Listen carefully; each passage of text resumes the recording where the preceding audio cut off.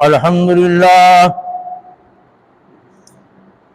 لله نحمده ونستعينه ونستغفره ونؤمن به ونتوكل عليه ونعوذ بالله من شرور أنفسنا ومن سيئات أعمالنا من يهده الله فلا مضل له ومن يضلله فلا هادي له ونشهد أن لا إله إلا الله وحده لا شريك له ونشهد أن سيدنا وسندنا وحبيبنا محمدا عبده ورسوله أما بعد فأعوذ بالله من الشيطان الرجيم بسم الله الرحمن الرحيم وإما ينزغنك من الشيطان نزغ فاستعذ بالله إنه سميع عليم وقال الله تبارك وتعالى في المقام الآخر وإذا قرئ القرآن فاستمعوا له وأنصتوا لعلكم ترحمون واذكر ربك في نفسك تضرعا وخيفة دون الجهر من القول بالغدو والآصال ولا تكن من الغافلين صدق الله العظيم اللهم صل على سيدنا ومولانا محمد وعلى آل سيدنا ومولانا محمد وبارك وسلم عليه. دوستو بزرگو، میں نے آپ کے سامنے 9واں پارہ سورۃ اعراف کی آخری آیات تلاوت کیے ہیں. آج اس جمعے کے موقع پر مختصر سا بیان ہوگا. 3 مسائل ہیں، کل یا ٹوٹل اتنا لمبا چوڑا مسئلہ نہیں ہے. پہلے نمبر پر اللہ نے فرمایا کہ جب شیطان چونکا دے، وسوسہ ڈالے، کوئی بری بات ذہن کے اندر آ جائے، کوئی برا فعل کرنے کا دل چاہے، تو پھر فرمایا اللہ کی پناہ میں آ جاؤ، اللہ سے پناہ مانگو. اور شیطان مردود سے جو ہے نا بچنے کا طریقہ اللہ نے یہاں بیان کیا ہے. اور وہ کیا ہے؟ فرمایا اعوذ باللہ من الشیطان الرجیم پڑھ لیا کرو. یہ جو ہے نا شیطان کو بھگانے کا، دور کرنے کا، اس کی دشمنی سے بچنے کا، اس کے برے مکر و فریب سے محفوظ ہونے کا اللہ نے طریقہ بتایا ہے. پہلا مسئلہ یہ ہے. دوسرا مسئلہ ہے کہ جب قرآن کی تلاوت کی جا رہی ہو تو پھر تم سنو اور خاموش رہو. تیسرا مسئلہ یہ ہے ذکر کرو. ایک تو یہ ہے کہ آہستہ، اور دوسرا یہ ہے توجہ کے ساتھ، عاجزی کے ساتھ.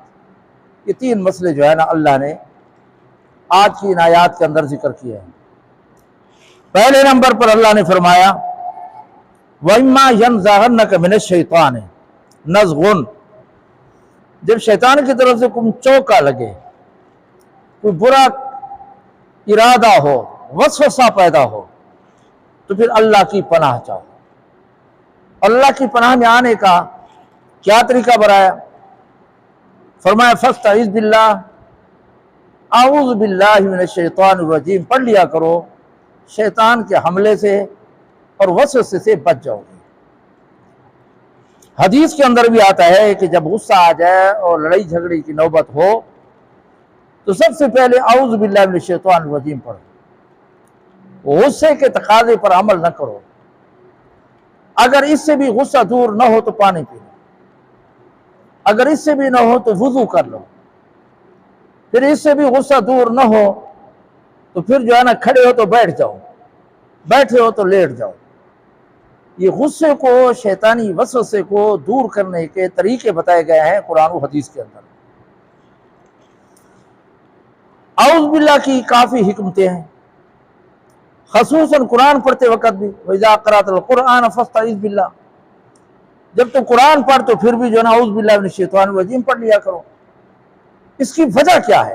اور بھی کافی برکات لکھی ہیں، لیکن ایک وجہ یہ لکھی ہے اللہ رب العزت نے، یہ حکمت رکھی ہے کہ انسان ہے کبھی جھوٹ، کبھی غیبت، کبھی گالی گلوچ، یہ کر لیتا ہے تو اس کو جیسے منہ ناپاک ہو جاتا ہے، غیبت کرنے سے، گالی گلوچ سے، چغل خوری سے منہ ناپاک ہو جاتا ہے۔ اب قرآن پڑھنا ہے، اللہ رب العزت نے فرمایا کہ پہلے اعوذ باللہ من الشیطان الرجیم پڑھ لیا کرو، اس سے تمہارا منہ پاک ہو جائے گا، اس سے تمہارا منہ پاک ہو جائے گا۔ جب قرآن پڑھو گے تو پھر پاک منہ اور زبان کے ساتھ قرآن پڑھو گے۔ امام فخر الدین رازی رحمۃ اللہ علیہ بہت بڑے عالم گزرے ہیں، بہت بڑے عالم گزرے ہیں، بڑی اس کا جو ہے نا کردار ہے، فلسفی تھے بہت بڑے، اس کے بڑے واقعات آتے ہیں۔ اور اس کے متعلق مشہور ہے کہ بھئی ایک مرتبہ جب فوت ہونے لگے تو شیطان آ گیا، اس نے کہا اللہ کو کس بنیاد پر مانا ہے؟ تو اس نے دلیل دی تو شیطان نے اس دلیل کو توڑ دیا، پھر دوسری دلیل دی تو پھر شیطان نے توڑ دیا، 100 دلیلیں دی اللہ کی وحدانیت پر، شیطان نے توڑ دی۔ خطرہ تھا کہ شاید خاتمہ ایمان پہ نہ ہو، اور ادھر اس کی موت کا وقت تھا اور اس کا پیر و مرشد تھا نجم الدین کبریٰ رحمۃ اللہ علیہ۔ اب وہ وضو کے لیے لوٹا لے کر جو ہے نا جا رہے تھے وضو کرنے کے لیے، ادھر اس کا یہ حال، تو اللہ نے اس کا حال اس کے پیر و مرشد پر جو ہے نا واضح کر دیا ہے، تو نجم الدین کبریٰ نے لوٹا جو ہے نا زمین پہ مارا اور فرمایا تو شیطان کو یہ کیوں نہیں کہتا کہ میں نے رب کو بغیر دلیل کے مانا ہے؟ سمجھ آ گئی ہے نا؟ اور پھر شیطان بھاگ گیا اور اس کا خاتمہ ایمان پہ ہوا۔ بہت بڑے عالم ہیں، کافی اس کے واقعات آتے ہیں۔ یہ فرماتے ہیں کہ جو اخلاص کے ساتھ، توجہ کے ساتھ اعوذ باللہ من الشیطان الرجیم پڑھ لے، اللہ تعالیٰ 3 انعامات فرماتے ہیں، اس کو گمراہ فرقوں سے محفوظ فرما دیتے ہیں، ساری بدنی بیماریوں سے حفاظت فرماتے ہیں، اور جو 72 فرقے جہنمی ہیں، ایک میں جنتی ہو گئے نا، 73 فرقے ہوں گے نا امت محمدیہ میں، 72 گمراہ فرقوں میں اللہ تعالیٰ اس کو شمار نہیں کرے گا۔ کس کی برکت ہے؟ یہ اعوذ باللہ من الشیطان الرجیم پڑھنے کی برکت ہے کہ اللہ تعالیٰ اس کو گمراہی سے، گمراہ فرقوں سے محفوظ کرے گا، بدنی بیماریوں سے محفوظ ہو جائے گا چاہے جتنی بھی ہیں، اور 72 جو گمراہ فرقے ہیں ان سے بھی انسان جو ہے نا کیا کرے گا؟ محفوظ ہو جائے گا اللہ کے فضل سے، کیونکہ یہ اللہ کا ہمسایہ بن جاتا ہے، قلعے کے اندر آ جاتا ہے، اللہ کی حفاظت کے اندر آ جاتا ہے، اور اللہ کی حفاظت بڑی مضبوط ہے، بڑی مضبوط ہے، سب سے بڑا محافظ ہے رب کائنات۔ اس لیے اللہ رب العزت نے فرمایا وَإِمَّا يَنزَغَنَّكَ مِنَ الشَّيْطَانِ، خطاب تو حضور کو ہے، ینزغا کم نہیں، لیکن مراد امت محمدیہ ہے، یہ تمہیں کو وسوسہ آ جائے، پیغمبر کو بھی آتے تھے لیکن پیغمبر معصوم تھے، شیطان ہر ایک کے ساتھ ہے۔ امام انبیاء صلی اللہ علیہ وسلم نے فرمایا کہ ہر انسان کے ساتھ شیطان ہے، تو صحابہ نے پوچھے یا رسول آپ کے ساتھ بھی ہے؟ حضور اکرم صلی اللہ علیہ وسلم میرے ساتھ بھی ہے، لیکن اللہ نے اس کو مسلمان بنا دیا ہے، میرا تابع بنا دیا ہے، میرا فرما بردار بنا دیا ہے۔ شیطان برحق، اور جو بھی برائی کا سبق دے وہ بھی شیطان کے حکم میں آئے۔ قل اعوذ برب الناس مالک الناس الہ الناس من شر الوسواس الخناس۔ خناس ہر اس کو کہتے ہیں جو اللہ کی عبادت سے روکنے والا ہو اور گناہ پر برانگیختہ کرنے والا ہو، من الجنۃ والناس، چاہے وہ جنات میں سے ہے یا انسانوں میں سے ہے۔ یہاں پر جو ہے نا اللہ رب العزت نے اسی کا علاج، شیطان سے حفاظت، سب سے بڑا دشمن شیطان ہے، ایمان کا ڈاکو ہے، سمجھ آئے گی نا؟ اس سے ہوشیار رہنا۔ شاہ عبد القادر رحمۃ اللہ کے متعلق واقعہ سنا ہے بزرگوں سے کہ ایک مرتبہ بیمار تھے، کافی معذور تھے، بڑی تکلیف نماز روزے حج زکات میں، خصوصاً وضو کرنے میں، نماز پڑھنے میں بڑی تکلیف۔ ایک مرتبہ بادل سے آواز آئی کہ شاہ عبد القادر آپ نے بڑی ریاضت کی ہے، بڑی کمائی کر لی ہے، بڑی جو ہے نا ریاضتیں کی ہیں، بڑے ذکر اذکار کیے ہیں، اب تم معذور ہو گئے ہو، لہذا آج سے میں خدا تیری نماز کی معافی کا اعلان کر رہا ہوں۔ حضرت شاہ عبد القادر نے سر جھکایا پھر اٹھایا تو اس نے کہا وہ شیطان بے ایمان، تیرے دھوکے میں نہیں ہوں گا، یہ نماز تو کسی پیغمبر پر بھی معاف نہیں ہوئی، تو میں کون ہوتا ہوں جس پر معافی کا اعلان ہو رہا ہے؟ نماز کسی حالت میں معاف نہیں ہے۔ آج ہم نماز چھوڑ دیتے ہیں، نماز کسی حالت میں معاف نہیں ہے۔ اگر مال نہیں ہے تو زکوٰۃ معاف ہے، اگر طاقت نہیں ہے تو حج معاف ہے، اگر بیمار ہے تو فدیہ دیں۔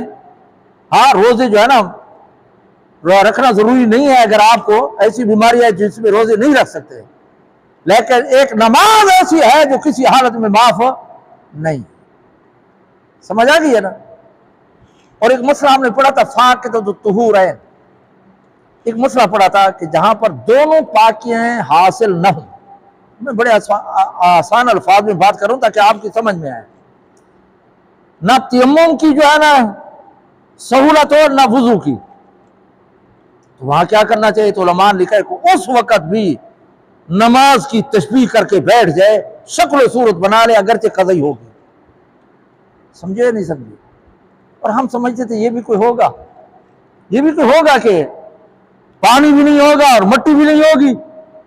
تو ایک مرتبہ آپ کو یاد ہوگا کہ ریونڈ اجتماع میں ہم گئے، خوب بارش آئی اور وہاں پر ادھر ادھر گندگی تھی، اب نہ وہاں پر نہ پاک پانی ملتا تھا اور نہ ہی جو ہے تیمم کی مٹی۔ وہاں مسئلہ معلوم ہوا کہ ہاں یہ مسئلہ بھی فقہاء نے لکھا ہے۔ اللہ تعالیٰ کروڑوں رحمتیں نازل فرمائے فقہاء پر، ہر مسئلے کا وہ حل جو ہے نا بتا کر گئے ہیں۔ تو یہاں پر نماز کسی حالت میں معاف نہیں ہے۔ تو شاہ عبد القادر نے سر اٹھایا کہ میں تیرے دھوکے میں نہیں ہوں گا۔ پھر آواز آئی کہ او شاہ عبد القادر، آپ کے علم نے آج آپ کو بچا لیا ہے، آپ نے علم کی روشنی میں، علم کی وجہ سے آپ بچ گئے۔ پھر سر جھکایا اور پھر اٹھایا، کہا کہ او شیطان، تیرے مکر و فریب میں دھوکے میں نہیں ہوں گا، مجھے اپنے علم نے نہیں بچایا، اللہ کے فضل نے بچایا ہے، اللہ کے فضل کی وجہ سے میں بچ گیا ہوں۔ اس بے ایمان نے کہا کہ کئی اولیاء اور ولی میں نے اس پر گمراہ کر دیا ہے۔ سمجھ آ گئی ہے نا؟ آج ہمارا بھی کمزور ایمان، اگر کوئی مسئلہ آ جائے تو جی مجھے آواز ہے کہ تیرا پیر جو ہے نا کامل تھا اس لیے تو بچ گیا، خدا پہ یقین نہیں ہے ہمارا، ہاں اس لیے سب کچھ کرنے والا رب کائنات ہے، اس کے بغیر کچھ نہیں ہو سکتا۔ تو میں عرض یہ کر رہا تھا کہ شیطان وسوسہ ڈالتا ہے، تو فخر الدین رازی رحمۃ اللہ علیہ فرمایا، جو امام ہے وقت کے، کہ جو انسان اعوذ باللہ من الشیطان الرجیم پڑھ لیتا ہے توجہ کے ساتھ، اللہ کی طرف متوجہ ہوتے ہوئے صدق کے دل کے ساتھ، اللہ تعالیٰ اس کو گمراہ فرقوں سے، بدنی بیماریوں سے اور 72 جہنمی فرقوں سے اللہ تعالیٰ اس کو جنہ گروہوں سے بچا لیتا ہے۔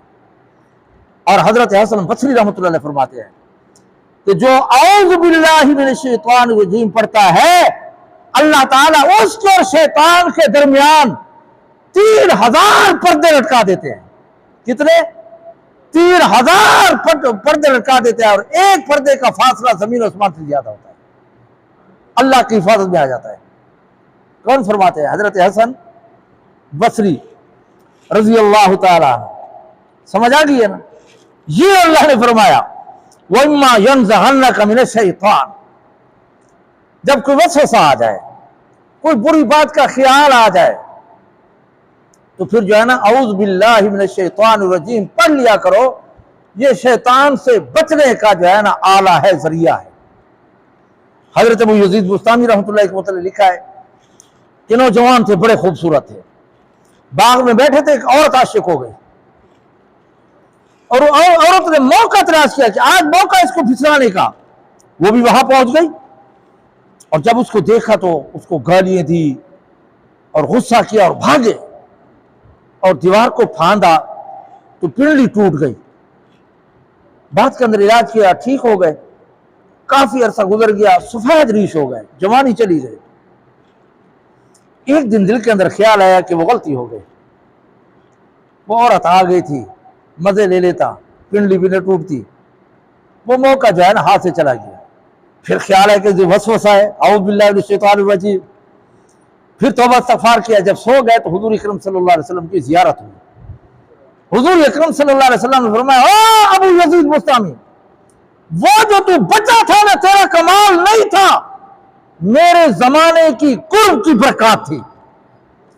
اب جو تو تمنا کر رہا ہے تیرا قصور اور ملامت نہیں ہے، میرے زمانے کی بوت کی نحوست ہے. سمجھے نہیں سمجھے؟ ہاں اس طرح تو حضور نے نہیں فرمایا خیر القرون قرنی ثم الذین یلونہم ثم الذین یلونہم. فرمایا بہترین زمانہ میرا ہے اور میرے صحابہ کا ہے. تو میں عرض یہ کر رہا تھا کہ اللہ رب العزت نے یہ حکم دیا ہے فاستعذ باللہ انہ سمیع علیم، وہ سننے والا بھی ہے جاننے والا بھی ہے. اور فرمایا ان الذین اتقوا، جو متقی پرہیزگار لوگ ہیں، اذا مسهم طائف من الشیطان، جب بھی اس طریقہ سے کوئی معاملہ ہو جاتا ہے شیطان کی طرف سے کوئی وسوسہ، کوئی چونکا، کوئی خیال، کوئی بری بات آ جاتے ہیں تو ذکروا، اللہ کا ذکر کرتے ہیں. کیا کرتے ہیں؟ علماء نے لکھا ہے کہ جیسے چھپکلی، کسی شکار میں ہو نا چھپکلی، جانتے ہیں نا دیواروں پر کوئی مکھی ہو یا کوئی ڈامر ہو یا کوئی جو ہے نا، سمجھ آ گئی ہے نا، کوئی اور کیڑا مکوڑا ہو تو اس کو جو ہے نا تاک میں بیٹھتی ہے. جب وہ غافل ہو تو پھر حملہ کرتی ہے اور اس کو چک لیتی ہے.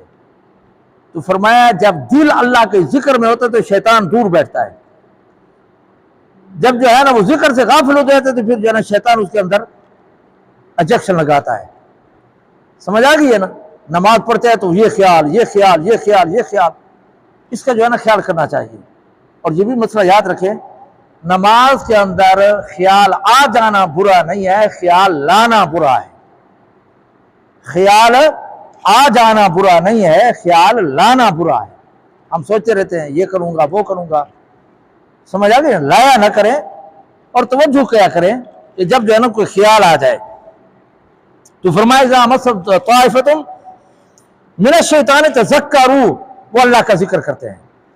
شیطان سے بچاؤ کا واحد ذریعہ اللہ کا ذکر ہے، اللہ کی پناہ ہے. ورنہ اس بڑے بے ایمان سے ہم نہیں بچ سکتے. کب سے چلا رہا ہے، کتنا بڑا مکار، کتنے انبیاء سے واسطہ، کتنی امتوں کو اس نے گمراہ کیا. تو یہاں پر جو ہے نا فرمایا اللہ کا ذکر کرتے ہیں تو فیضا مبصر، پھر وہ سمجھ آ جاتا ہے، دیکھتے ہیں وہ اللہ والے کہ باقی شیطانی وسوسہ تھا. ان کو پتہ چل جاتا ہے کہ شیطانی وسوسہ تھا. اور شیطان ہمیشہ انسان کے خسارے کا سوچتا ہے، کامیابی کا نہیں سوچتا. ایک بزرگ سوئے ہوئے تھے تو ایک آدمی آیا، اٹھایا، جگایا کہ اٹھو اٹھو اٹھو، یہ دیوار گرنے والی ہے. وہ اٹھے، جو ہی دور گئے تو دیوار گر گئی. وہ بڑا خوش، یہ تو بڑا خیرخواہ آدمی ہے، یہ دیوار گرنے والی تھی، میں تو مر جاتا. اس نے آ کر جگایا تو اس نے کہا کہ یار آپ نے بڑی اچھائی کی ہے میرے ساتھ، مجھے بتایا، موت سے بچ گیا میں. تم کون ہو؟ پہلے تو نہیں بتا رہا تھا، پھر مجبور کرنے پر بتایا میں شیطان ہوں. وہ اور حیران ہو گیا کہ شیطان کا کام ہے انسان کو نقصان دینا، اس سے مجھے بچایا، فائدہ دیا ہے. تو اس نے پوچھا کہ آپ تو یہ میرے ساتھ اچھائی کیا، حالانکہ شیطان تو آپ ہمارے دشمن ہیں. تو اس نے کہا کہ اگر یہ دیوار گر جاتی تو آپ کو شہادت کا مرتبہ مل جاتا، میں نے اس لیے جگایا تھا کہ شہادت کا مرتبہ آپ کو نصیب نہ ہو. خسارے کا سوچا ہے یا کامیابی کا؟ شیطان نے خسارے کا سوچا ہے یا کامیابی کا؟ خسارے کا سوچا ہے نا، تاکہ آپ تبھی موت مرے اور شہادت کا مرتبہ آپ کو جو ہے نا مقام حاصل نہ ہو. تو شیطان انسان کا دشمن ہے، اسے بچنے کا واحد طریقہ اللہ کا ذکر اور اللہ کی پناہ میں آ جانا ہے. یہ پہلا مسئلہ ہے مختصر. دوسرا مسئلہ یہ ہے، ہاں یہ آگے درمیان میں اذا لم یأت بآیۃ قالوا لولا اجتبیتها قل انما اتبع ما یوحی الی من ربی. ایک آیت کا ترجمہ رہ گیا ہے کہ قریش مکہ منہ مانگا معجزہ مانگتے تھے، پھر کہتے تھے وہ کیوں نہیں لائے، یہ لے آؤ. تم نہیں لا سکے تو تم اللہ کے پیغمبر نہیں ہو. تو اللہ نے فرمایا پیغمبر ان کو بتا دے معجزہ وہ رب کی قدرت میں ہے، میرے بس میں نہیں ہے. سمجھ آ گئی ہے نا؟ چاہے معجزہ ہو یا کرامت ہو، ذریعہ جو ہے نا نبی ولی ہوتے ہیں، کرنے والا رب کائنات ہوتا ہے. اللہ نے فرمایا وما رمیت اذ رمیت ولکن اللہ رمی. فرمایا وہ جو کنکری آپ نے پھینکی تھی، مٹی پھینکی تھی، وہ جو ہے نا تو نے نہیں پھینکی تھی، میں پھینکنے والا تھا، میں مارنے والا تھا. سمجھ آ گئی نا؟ معجزہ اور کرامت نبی کے اختیار میں نہیں ہوتی، ولی کے اختیار میں نہیں ہوتی. رب جب چاہے ولی اور نبی کے ہاتھ میں اس چیز کو سحر کر دے، اس کو معجزہ کہتے ہیں. تو اللہ نے فرمایا کہ اے پیغمبر ان کو کہہ دو کہ قل انما اتبع ما یوحی الی من ربی ھذا بصائر من ربکم. یہ ساری واضح و نصیحت احکامات رب کی طرف سے ہے، میں تو اسی کی اتباع کرتا ہوں جو میرے اوپر تلاوت کی جاتی ہے، جو مجھے حکم دیا جاتا ہے. میں اپنی طرف سے کچھ کہنے والا، اپنی طرف سے معجزات لینے والا، آپ کی باتیں پورے کرنے والا میں نہیں ہوں. آگے اللہ نے فرمایا وَإِذَا قُرِئَ الْقُرْآنُ، جب قرآن پڑھا جائے فَاسْتَمِعُوا لَهُ وَأَنصِتُوا لَعَلَّكُمْ تُرْحَمُونَ. فرمایا کہ جب قرآن پڑھا جائے تو سنو اور خاموش رہو. لعلکم تفلحون، یہ لعلہ اور لعلکم شک کے لیے آتا ہے، جو پکی بات نہ ہو عربی کے اندر یہ شک کے لیے آتا ہے، لیکن جب قرآن کے اندر آ جائے تو اس کے معنی یقین کے ہوتے ہیں. اس کے معنی اللہ نے فرمایا سنو اور خاموش رہو تاکہ یقیناً آپ پر رحم کیا جائے گا.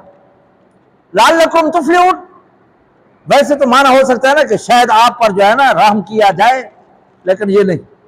جب قرآن میں لعل آ جائے تو اس کا معنی ہوتا ہے یقیناً تم پر رحم کیا جائے گا، قرآن پڑھنے، سننے اور خاموش ہونے کی وجہ سے. ذرا غور سے سنیں. پہلا مسئلہ یہاں قرآن پڑھنے اور سننے کا نماز کے اندر ہے کہ جب امام جو ہے نا نماز پڑھے، قرات کرے، نماز پڑھا رہا ہو تو انسان کو کیا کرنا چاہیے؟ سننا چاہیے اور خاموش رہنا چاہیے. اور یہاں پر اللہ نے دو لفظ ذکر کیے ہیں، سنو اور خاموش رہو. ایک ہی کہہ دیتا بس سنو، بات ختم تھی، وہاں سے تو کہنے کی ضرورت نہیں تھی. لیکن علماء نے لکھا ہے کہ امام یہاں قرات کر رہا ہے نا، اور 10 جو ہے نا صفحے ہیں، 4 تک جو ہے نا اس کی قرات جا رہی ہے، باقی کی طرف نہیں جا رہی. تو جن کے پاس آواز جا رہی ہے ان کو سننے کا حکم ہے، اور جن پر نہیں جا رہی ان کو بھی بولنے کی اجازت نہیں ہے، وہ بھی خاموش رہیں. کتنے لفظ بولے اللہ نے؟ 2 بولے. سمجھ آ گئی ہے نہیں آئی؟ یہاں پر پہلا مسئلہ نماز کا ہے کہ جب امام قرات کر رہا ہو اس کو جو ہے نا کیا کرنا چاہیے؟ مقتدیوں کو سننا چاہیے. اب یہاں پر اہل حدیث حضرات شک و شبہات کافی جو ہے نا مطلب بے راہ روی کا شکار ہے کہ جی جب تک سورۃ فاتحہ نہ پڑھی جائے اس وقت تک نماز نہیں ہوتی. اور واضح طور پر ہے لا صلاۃ لمن لم یقرأ بفاتحۃ الکتاب. یہ حدیث صحیح ہے، یہ بخاری کے اندر ہے، متفق علیہ ہے، اس کے اندر کوئی شک نہیں ہے. لیکن یہ اکیلے نماز پڑھنے والے کے متعلق ہے، نماز با جماعت پڑھنے والے کے متعلق نہیں. دوسری حدیث آتی ہے کہ من کان لہ امام، جس کا بھی امام ہو تو امام کی قرات مقتدی کی قرات ہوگی. لہذا اس دھوکے میں نہیں آنا چاہیے. چاہے جاہری نماز ہوں جس کے اندر زور سے تلاوت کی جاتی ہے، چاہے سری نمازیں ہوں جس کے اندر ایسا قرات کی جاتی ہے، امام کو مقتدیوں کو خاموش رہنے کا حکم ہے. یہی ہے فاستمعوا وانصتوا. یہ پہلا مسئلہ نماز کے اندر کا ہے. بات سمجھ گئے نہیں سمجھ گئے؟ ہمارے بہت سے ترجمے یہاں وہ جو ہے نا قرآن رکھ جاتے ہیں، ترجمے یہی لکھو تھے سورۃ فاتحہ کی تفسیر جب بھی کرتے ہیں اہل حدیثوں کو جو ہے نا آپ جو ہے نا ترجمہ دیکھیں، چاہے عمرے پہ جائیں یا حج پہ جائیں، آپ ان کی تفسیر جو ہے نا وہ مل جاتی ہے وہاں پر مفت. وہاں پر یہی ہوتا ہے کہ جی آپ کی نماز نہیں ہوگی، نماز نہیں ہوگی، غلط طریقہ ہے. یہ حدیث بالکل صحیح ہے، لا صلاۃ کہ نماز نہیں ہوتی جب تک وہ سورۃ فاتحہ نہ پڑھے، لیکن اکیلے پڑھنے والے کے متعلق ہے، با جماعت نماز پڑھنے والے کے متعلق نہیں ہے. اس لیے یہ مسئلہ یاد رکھیں. اور خاص کر غیر مذہب گمراہ لوگوں کی کتب پڑھنے کی کوشش نہ کیا کریں، تقریر سننے کی کوشش نہ کیا کریں. وہ ایسا زہر اگل دیتے ہیں کہ انسان گمراہ ہو جاتا ہے. لیکن ہمارے ہاں دیکھا دیکھی ہوتی ہے. ہمارے ہاں جب حج عمرے پہ جائیں تو وہاں احمد بن حنبل، یہ جو ہے نا کیا ہے، عربی احمد بن حنبل کے پیروکار ہیں.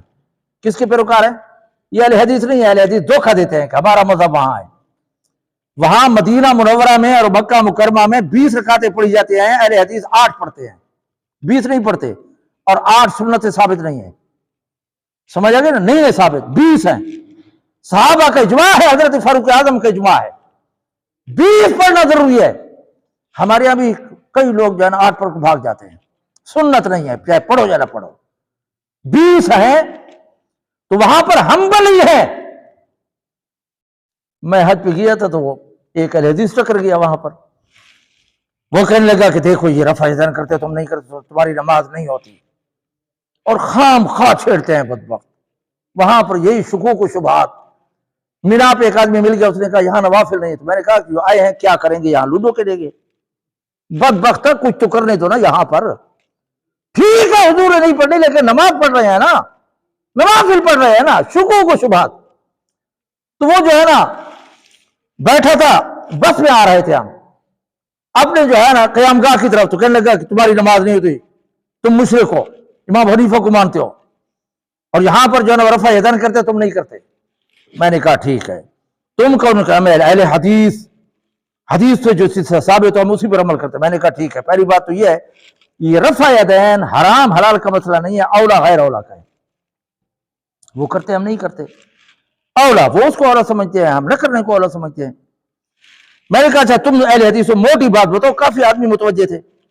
میں نے کہا کہ بھینس کا ذکر نہ قرآن کے اندر ہے نہ حدیث کے اندر ہے، اب بتاؤ اس کا دودھ کیوں پیتے ہو، اس کی قربانی کیوں کرتے ہو، گوشت کیوں کھاتے ہو؟ خدا پہ یقین کریں، وہ جو ہے نا ایسے خاموش ہوا جس کا کوئی اندازہ نہیں، سمجھ آ گئی نا؟ پھر کوئٹے کے ہمارے کوئی سردار تھے ساتھی تھے، انہوں نے کہا کہ ہاں مجھ غٹ ملا تھا، مضبوط ملا تھا، سمجھ آ گئی نا؟ اس نے بڑی جو ہے نا داد دی مجھے۔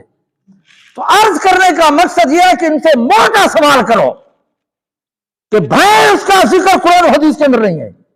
یہ تاریخی بات ہے کہ عالمگیر بادشاہ نے دریائے جانور تھا، اس کو پکڑا اور یہاں پر اس کی آرائش ہوئی، قرآن و حدیث کے اندر اس کا نام ویسے جاموس رکھا گیا ہے، گائے پر اس کو قیاس کیا گیا ہے کہ اس کی وضاحت جو ہے نا گائے جیسی ہے، جیسے وہ حلال ہے تو یہ بھی حلال ہے، تو پھر خاموش ہو گئے۔ تو جب بھی کوئی بات ہوگی تو یہی کہیں گے کہ جو تم قرات نہیں کرتے، سورۃ فاتحہ نہیں پڑھتے، آپ کی نماز نہیں ہوئی۔ تو میں بار بار یہی کر رہا ہوں، جو اکیلا پڑھ رہا اس پر سورۃ فاتحہ پڑھنا بھی ضروری ہے، سورت ملانا بھی ضروری ہے، جب امام ہو تو مقتدی کے لیے خاموش رہنا ضروری ہے۔ حضرت عبداللہ ابن مسعود رضی اللہ عنہ فرماتے ہیں جو مقتدی امام کے پیچھے قرات کرتا ہے میرا جی چاہتا ہے اسے منہ میں مٹی بھر دو، حضرت عبداللہ ابن مسعود فرماتے ہیں، سمجھ آ گئی ہے نا؟ حضرت علی رضی اللہ تعالیٰ فرماتے ہیں کہ جو انسان مقتدی امام کے پیچھے قرات کرتا ہے، فرمایا یہ فطرت اسلام پر نہیں ہے، سمجھ آ گئی ہے نا؟ تو یہ مسئلہ تھا کس کا؟ قرات کا نماز کے اندر۔ اب بہر کا ہے، اب جب بہر کا ہے تو اس میں جو ہے نا کیا کرنا چاہیے؟ انسان کو ادب و احترام کے ساتھ باوضو ہو کر بے وضو قرآن پڑھنا جائز نہیں ہے۔ اور یہ مسئلہ یاد رکھیں، بعض اوقات جو ہے نا وہ موبائل والے پوچھتے ہیں کہ یہاں پر بے وضو پڑھنا جائز ہے یا نہیں ہے، تو موبائل پر بغیر وضو کے جو ہے نا پڑھنا جائز ہے، قرآن کو جو ہے نا بغیر وضو کے اس طرح ہاتھ لگانا یا اس طرح ورق اٹھنا یا تلاوت کرنا جائز نہیں ہے، لا یمسہ الا المطہر، ہاں بغیر وضو کے، بغیر پاکی کے، بغیر طہارت کے قرآن کو ہاتھ نہ لگاؤ۔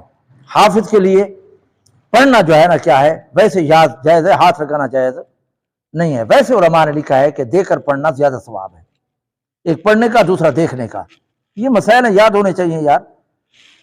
تو بار جو ہے نا تلاوت باوضو ہو، قبلے کی طرف روح ہو کر پڑھے اور متوجہ پڑھے، صحیح پڑھے۔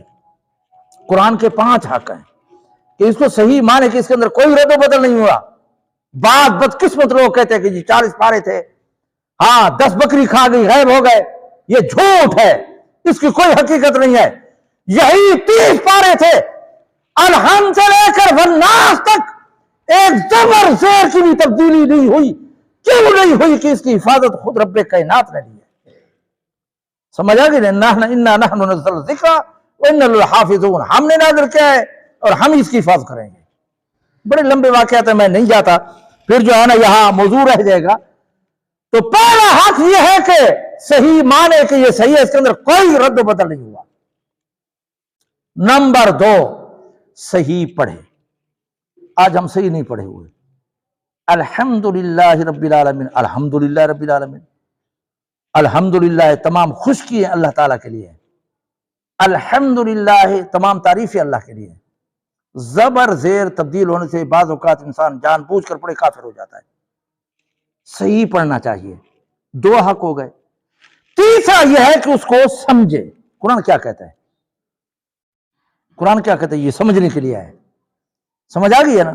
خدا نہ خواستہ کسی کا ایکسیڈنٹ ہو جائے، کسی کی جو ہے نا کوئی مشکل وقت آ جائے، وہ خط بھیجے کہ ہاں اس میں لکھا ہو کہ جلدی پہنچو، پیسے لے آؤ، ہسپتال کا بندوبست کرو، گاڑی کا بندوبست کرو، اور وہ خط آئے اور ہم اس کو جو ہے نا خوشبو لگا کر اور کپڑے لپیٹ کر چومتے رہیں، سر پہ رکھتے رہیں، تو کیا اس خط کا حق ادا ہو جائے گا؟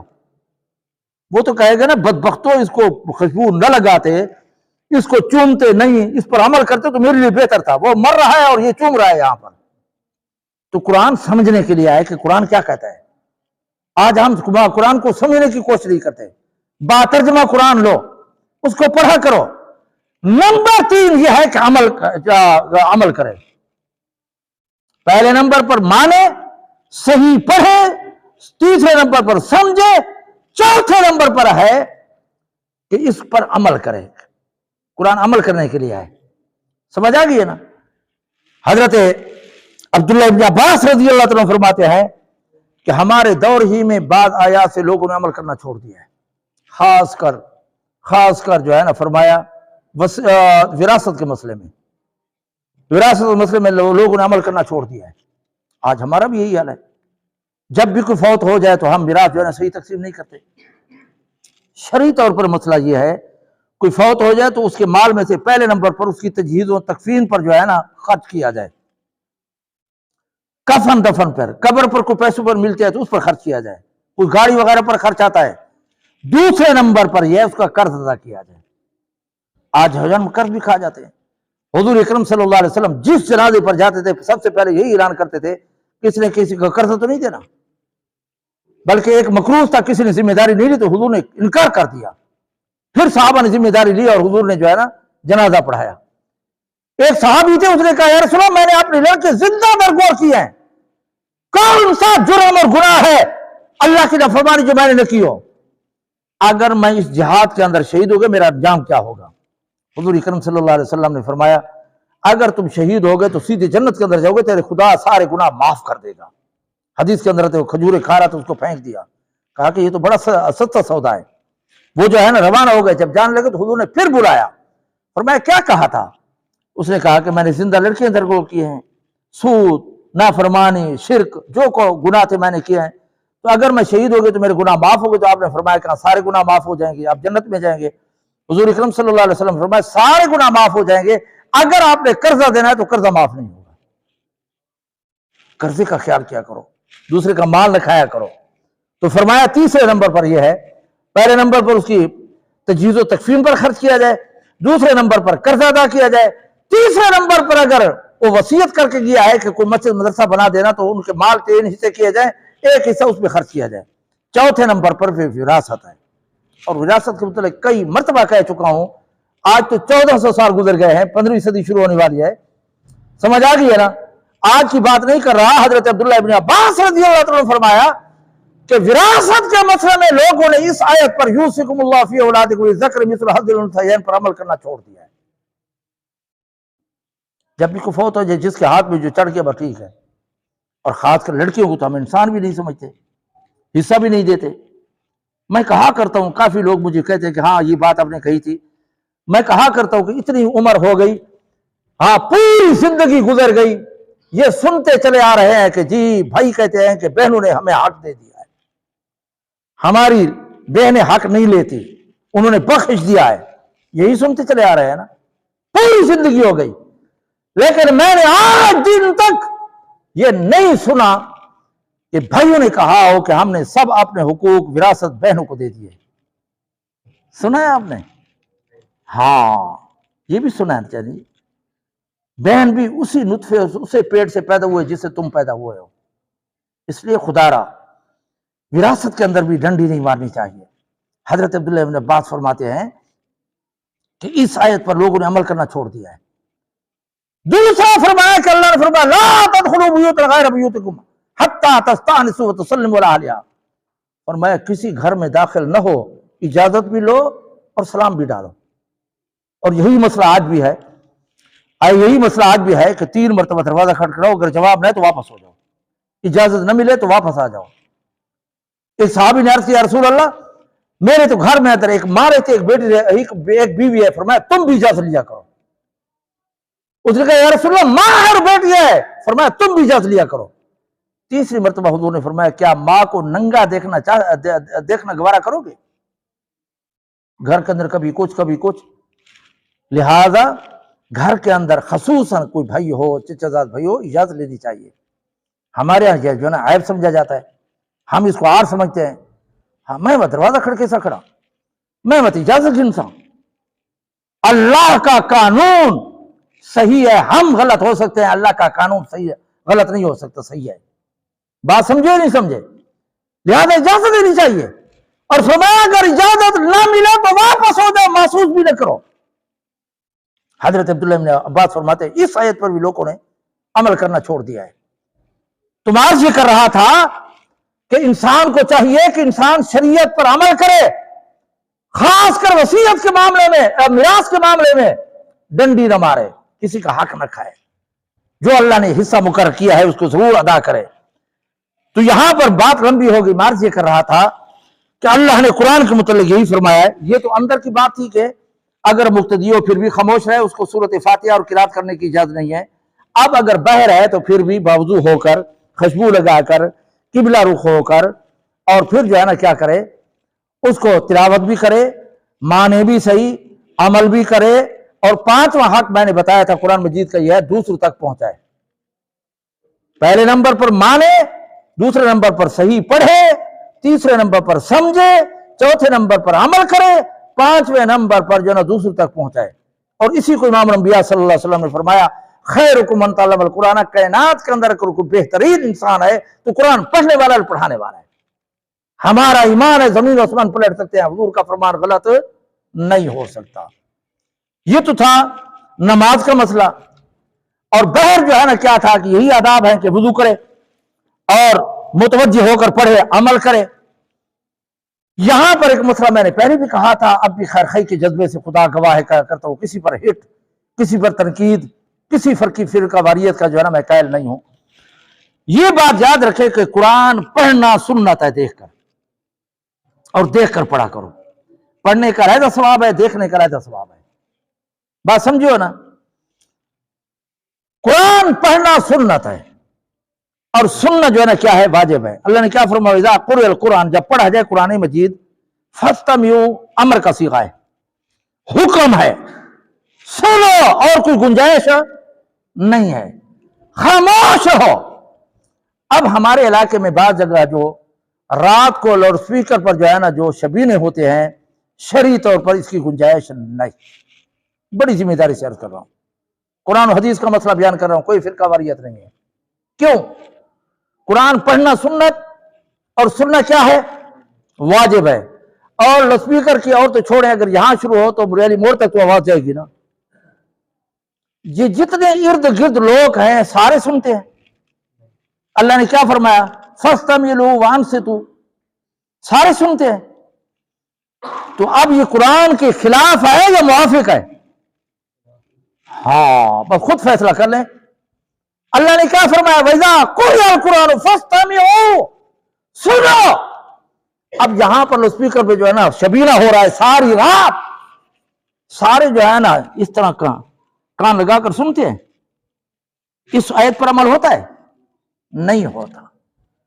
یقین کرے ہمارا کافی واسطہ ہے اس برادری سے، جو 8-10 پڑھنے والے ہوتے ہیں، ایک پڑھ رہا ہوتا ہے، باقی گپے لگا رہا ہوتا ہے، کھانا کھا رہے ہوتے ہیں۔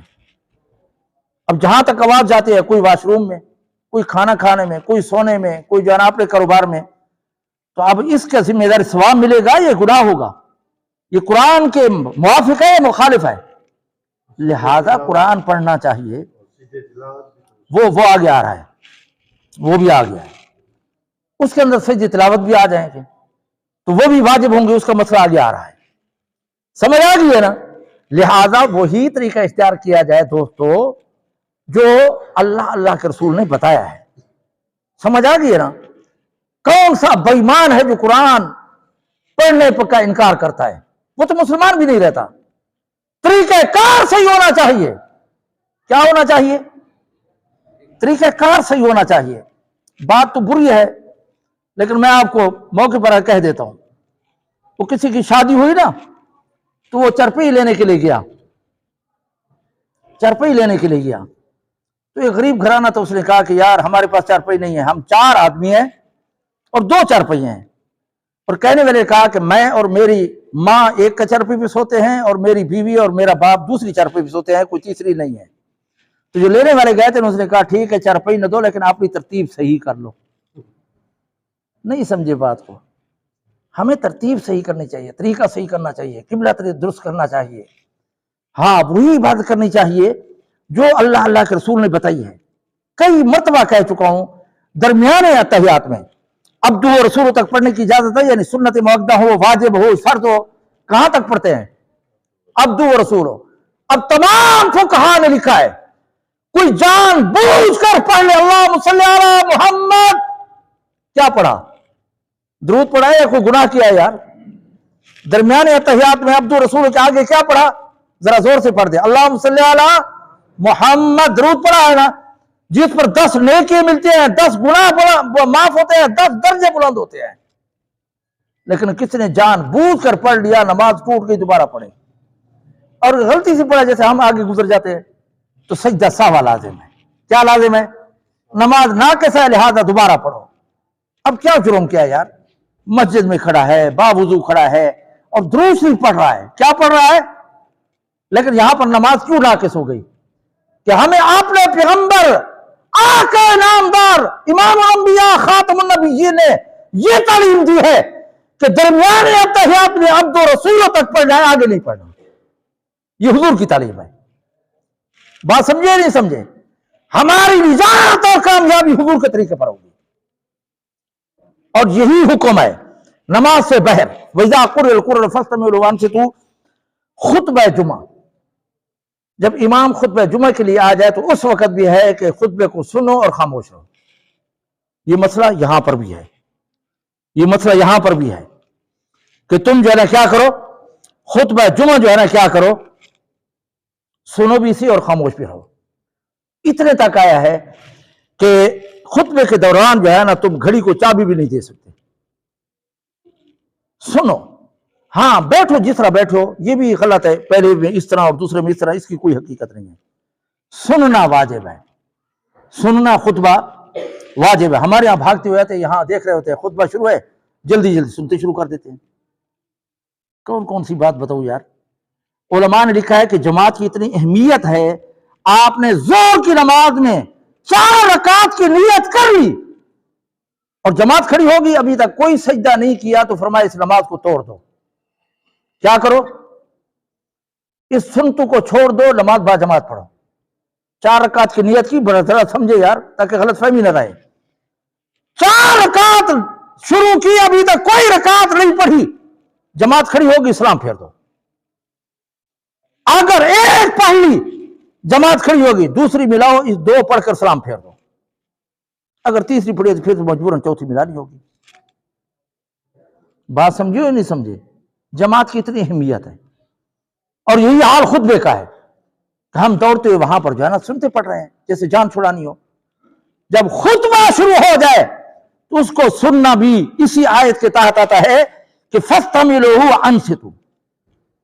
और हदीस के अंदर आता है कि 2 अगर बातें कर रहे हों और तीसरा ये कहे उसको तो खामोश हो जाओ, फकद लगा, इस तीसरे ने भी बेहुदा बात की है।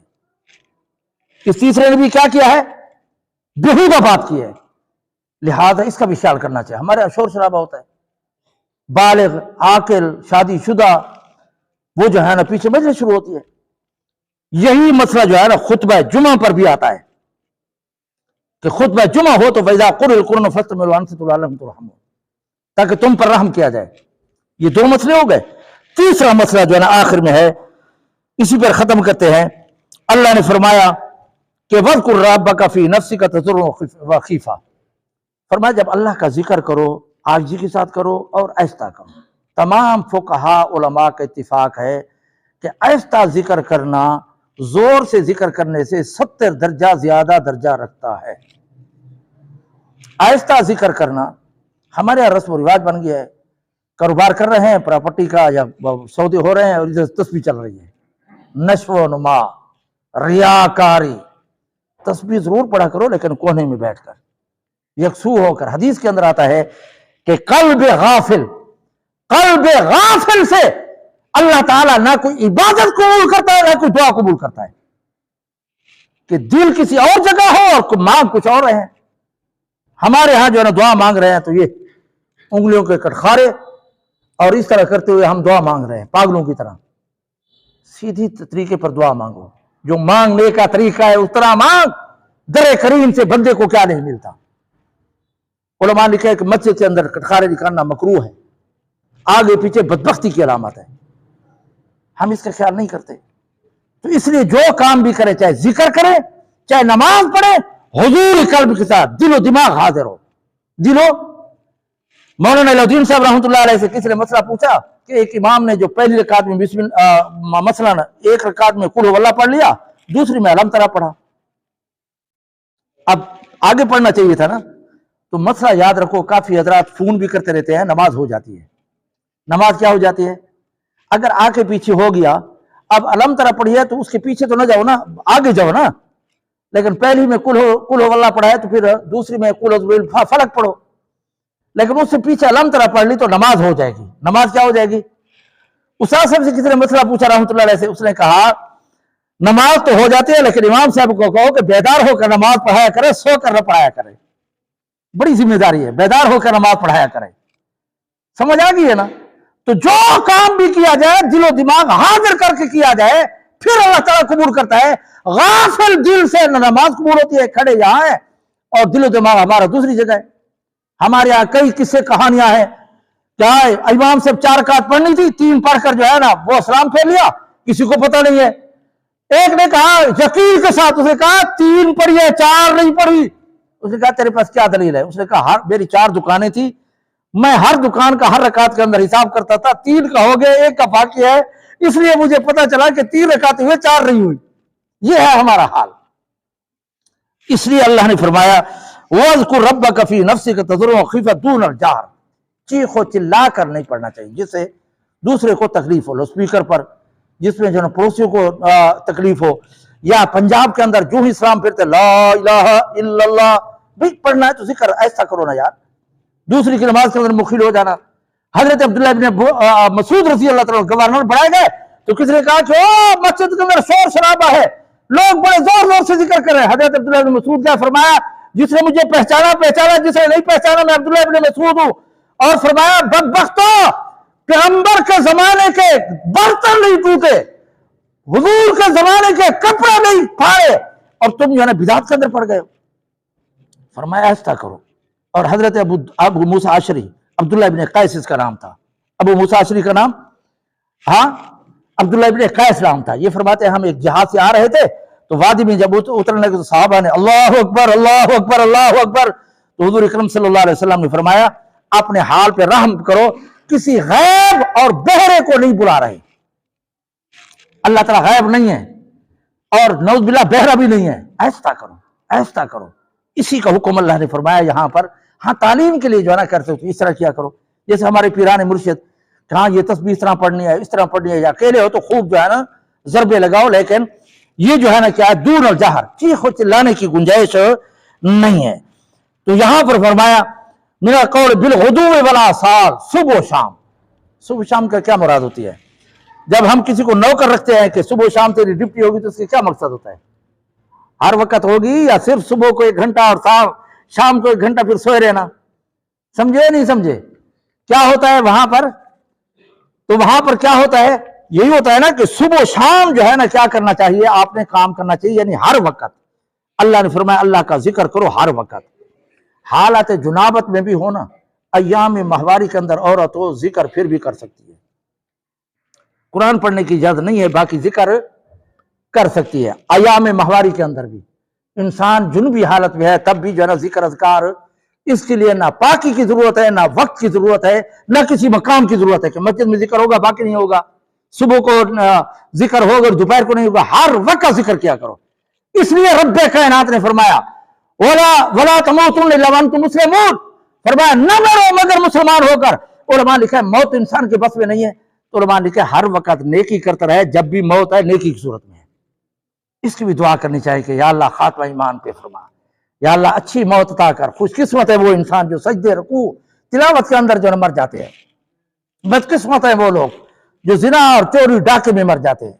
انسان کو اچھی موت کی تمنا اور آرزو کرنی چاہیے۔ اللہ تعالی ہمیں بقیہ زندگی حضور کی سنت اور شریعت کے مطابق گزارنے کی توفیق عطا فرمائے۔ سمجھا گیا نا؟ اس پر آپ کوشش کیا کریں، حضور کے طریقے میں کامیابی ہے۔ جس عمل پر محمد رسول اللہ کی سنت کی مہر ہوگی اللہ کی بارگاہ میں قبول ہوگا، ورنہ محمد رسول اللہ کے بغیر خدا بھی نہیں ملتا۔ سمجھا گیا نا؟ ابو بکر نے محمد رسول اللہ کو پہچانا، لا الہ سمجھ میں آ گیا۔ ابو جہل نے پیغمبر کو نہیں پہچانا، لا الہ سمجھ میں نہیں آیا۔ اللہ تعالی ہمیں بقیہ زندگی صحیح ذکر سنت کے مطابق ذکر کرنے کی توفیق عطا فرمائے۔ اپنے طور پر نہیں، اپنے طور پر نہیں۔ ہمارے ہاں جو ہے نا قبر پہ جب چلے جائیں تو پھر اذان دیتے ہیں، جی شیطان حساب کتاب کا وقت ہے تاکہ ثابت قدم رہے۔ دنیا میں اذانوں کا اس نے جواب نہیں دیا، اب جو ہے نا ہاں وہ مار پڑے گی یا وہاں پر جو ہے نا اذان کام آئے گی؟ اذان نہیں ہے، اذان نہیں ہے، حضور نے نہیں دی، صحابہ نے نہیں دی۔ مسئلہ یاد رکھو، ہمارے ہاں جو ہے کیا ہوتا ہے کہ جی اذان دے دو شیطان بھاگ جائے گا۔ ہر جگہ جو ہے نا شیطان کو بھگانے کے لیے، سمجھ آ گئی ہے نا؟ ہاں اذان ضروری نہیں ہوتی۔ علماء لکھا ہے کہ بیوی کے قریب جو تو شیطان حملہ کرتا ہے، دعا پڑھ لیا کرو۔ سمجھ آ گئی نا؟ پھر وہاں پر بھی اذان دینی چاہیے نا، پہلے اذان دو اور پھر جاؤ۔ اپنے طور پر کوئی مسئلہ نہ بناؤ، جو حضور نے سے ثابت ہے اسی پر عمل کرو۔ ہماری کا 100% کامیابی حضور کے طریقے میں ہے۔ اللہ تعالی ہمیں بقیہ زندگی حضور کی سنت اور شریعت کے مطابق گزارنے کی توفیق عطا فرمائے۔ وآخر دعوانا ان الحمد للہ رب العالمین۔